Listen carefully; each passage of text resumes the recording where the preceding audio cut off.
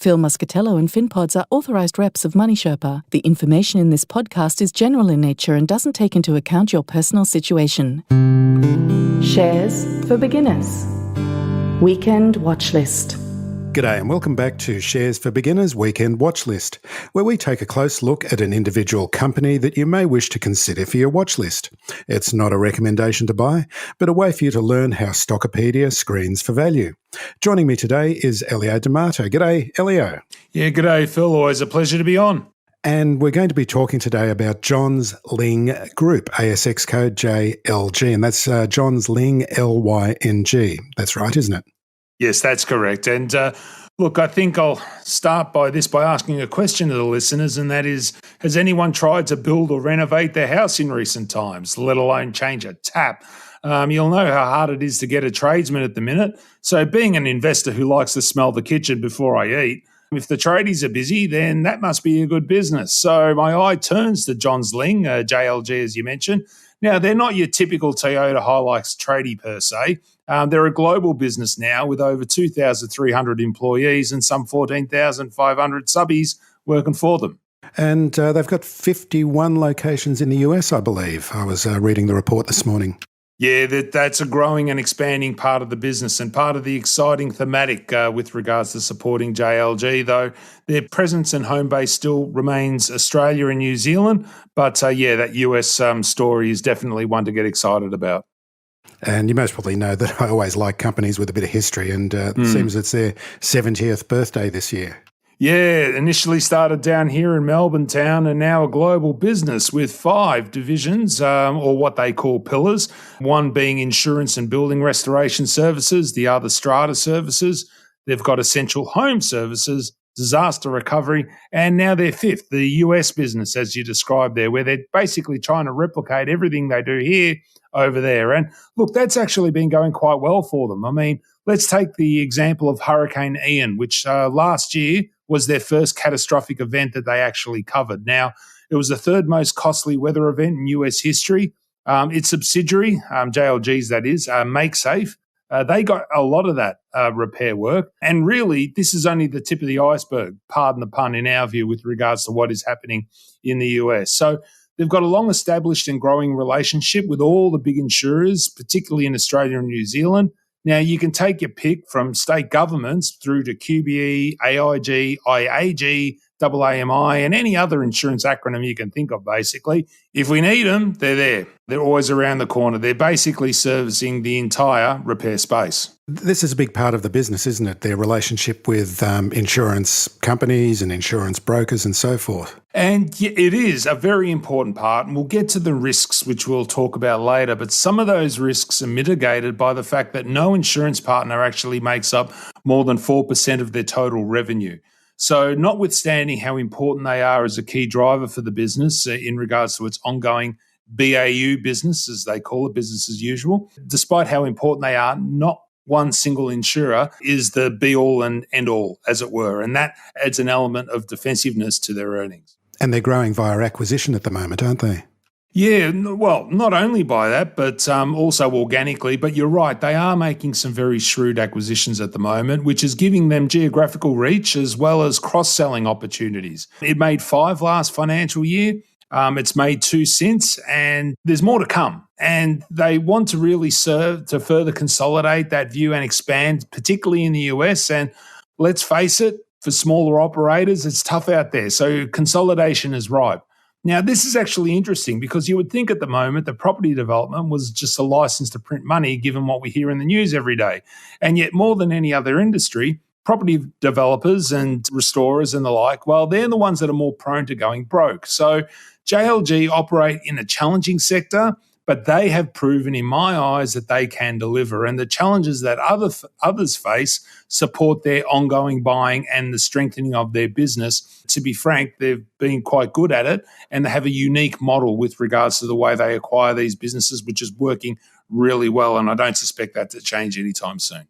So let's dig into the financials, Elio, and I noticed that their annual revenue growth rate is pretty impressive. You know, with the backdrop of the challenges that the sector faces leading into the latest annual result, it would have been fair for the market to think that the squeeze that many other operators had faced would flow onto them.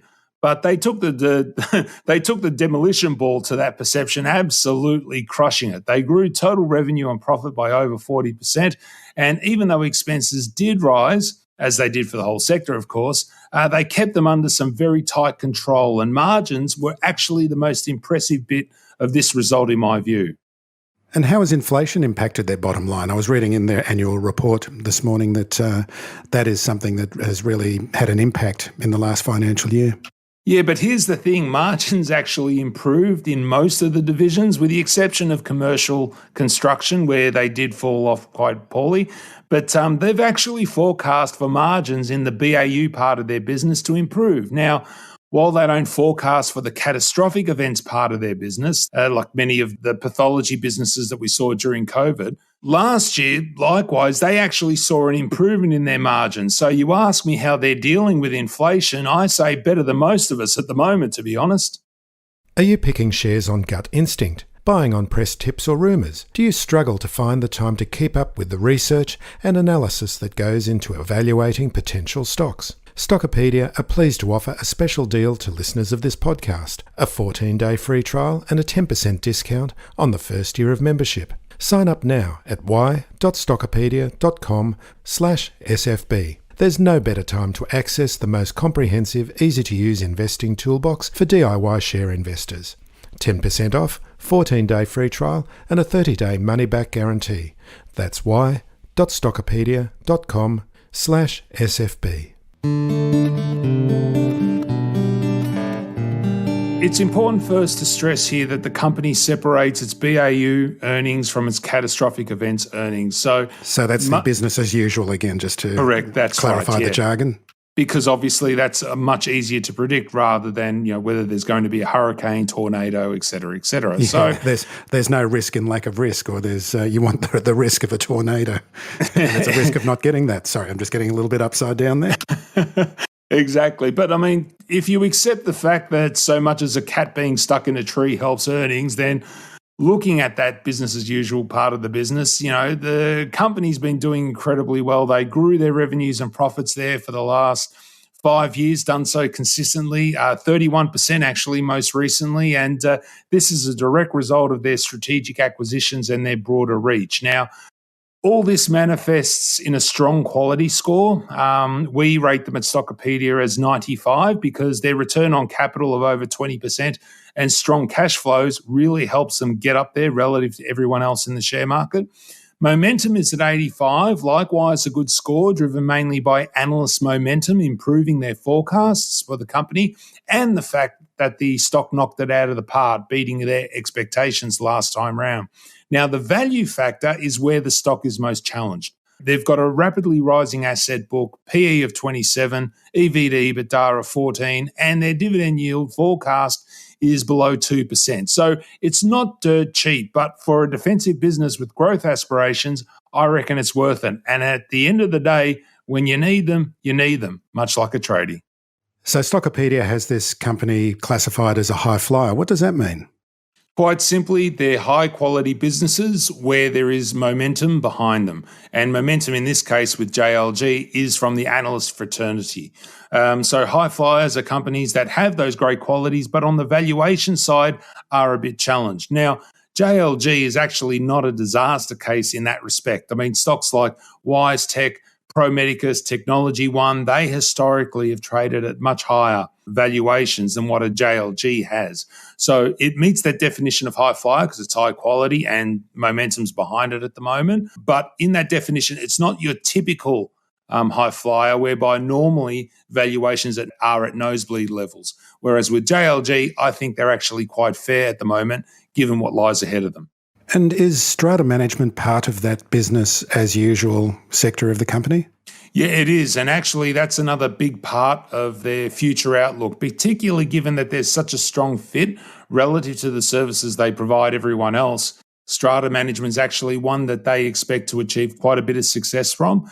And when I talk about further opportunities in Australia and New Zealand, it's about rolling that business out to a wider audience in the near term. So they're very excited by that side of the business, and they do want it to be really a cornerstone of the growth here in Australia and New Zealand, given that a lot of their catastrophic work as well as their other BAU services for insurers and the like, that's fairly stable because they're already top of the tree there. And therefore, strata management has the potential to be a good growth kicker for the business on this side. And then there's that US story as well. So what's the outlook for JLG? Well, you'll be glad to know, Phil, there aren't any grey clouds on the horizon, which ironically would actually benefit JLG if you think about it. But look, they've started the new financial year with a record number of job registrations and work in hand. They're a defensive earnings base. As I said, the insurance companies and government departments as their major clients certainly helps that. They've got growth aspirations that are basically, built on increased organic business as well as bolt-on acquisitions that they're always looking to make. That US story is exciting. For now, working out of Texas, California, Florida, and Colorado, all hotbeds of catastrophic events, of course, not that we wish for them to occur, but they're looking to eventually expand there as well. That expansion into Australia sees them growing more into Western Australia, South Australia, Northern Territory, and Tasmania. They've already got quite a strong presence in Victoria, New South Wales, and everywhere up to Brisbane. North Queensland, a bit more sporadic, but they can grow more there. We talked about that strata services side. They've only got 17 East Coast locations, so growing that will naturally give them an uplift in our view. They've put forecast profit and revenue growth of some 20% next year, excluding those catastrophic events, which they feel will actually drop off from recent record levels of work. Though climate activists may very well believe that we've actually only just begun rather than that ending. But analysts actually expect better. They expect earnings and revenue to grow by around 30%. So, that the company thinks they'll do well. Analysts think they'll do better. That's basically a very good recipe there for potential success. And of course, investors always need to look out for potential risks. What are the risks with JLG? Well, there's no risk of a shortage of work, that's for sure. It's more like us, basically finding people to do the work. So some might suggest that there is a risk that they could lose a major client. But as I mentioned earlier, the fact that no more than 4% of revenue is tied in with any one insurance company is a big plus. And also acquiring US businesses now when the Aussie dollar is weak adds to the risk of paying too much as they look to expand overseas. But if you take a long-term view, their management buy-in model, where the companies they acquire management still retain an ownership in the businesses that they sell to incentivize them to keep pushing, that's a great motivator for the long-term returns. And therefore, we feel relatively comfortable, irrespective of the fact that currency is working against them at the minute. I always remember Paul Keating's quote, always back self-interest. At least you know it's trying. That is very true. So any final thoughts on JLG? Oh, look, not many, Phil, but look, this is a quality business. It's improved significantly in the last period, and despite the potential cyclical nature of earnings, JLG really deserves a serious rethink in our view. Elio D'Amato, thanks very much for joining me today. Thank you, Phil. Thanks for listening to Shares for Beginners. You can find more at sharesforbeginners.com. If you enjoy listening, please take a moment to rate or review in your podcast player, or tell a friend who might want to learn more about investing for their future.